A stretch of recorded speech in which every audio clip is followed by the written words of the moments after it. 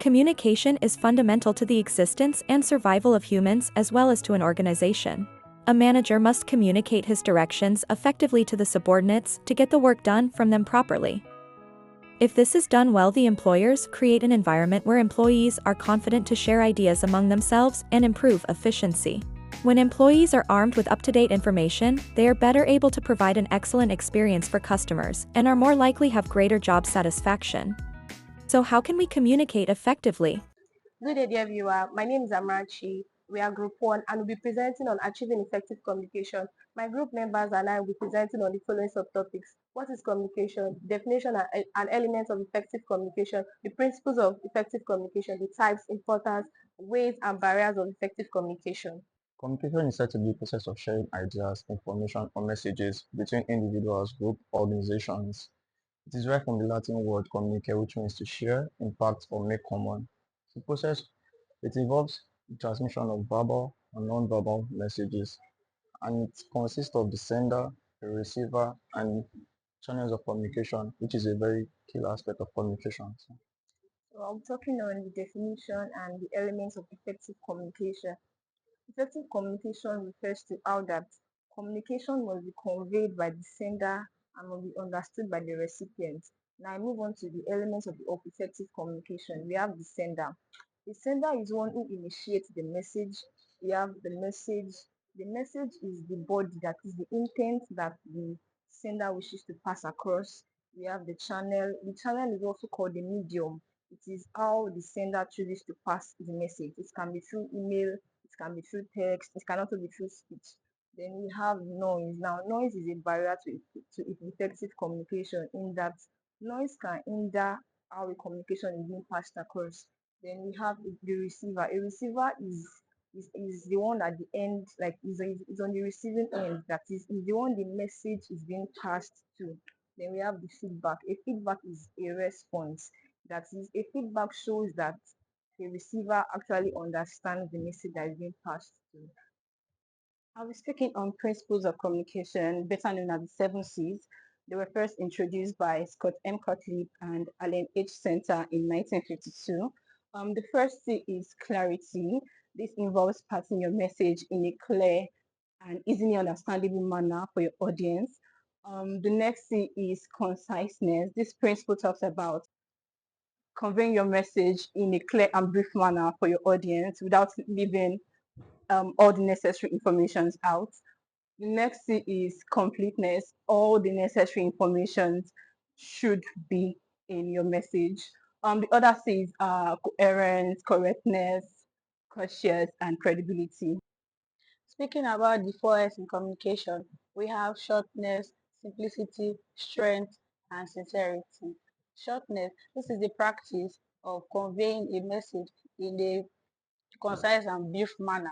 According to the saying, brevity is the soul of wit, which means your message must be brief, meaningful, and effective to the audience. Simplicity, this is the act of passing an information in a simple, clear, and understanding manner.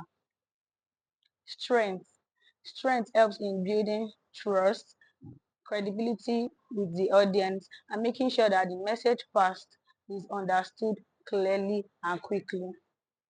Sincerity, this has to do with you being honest, trustworthy when communicating with your audience. I'll be walking you through types of communication. So we have verbal communication. Verbal communication, this communication involves languages and words to pass across a message. So under this communication, we have oral communication and written communication. Written communication involves writing and reading, while oral communication involves listening and reading. Okay, so the next communication is non-verbal communication. Under non-verbal communication, it does not involve the use of words and languages. For example, if you want to communicate to a deaf person, you make use of non-verbal communication, that is visual expression, your body movements, sign languages. Next communication is mass communication. Mass communication is the sending and receiving of messages through a medium um, through a means with a large and heterogeneous audience. We have public communication. public communication is a type of communication that involves communicating information by an organization to a broader public.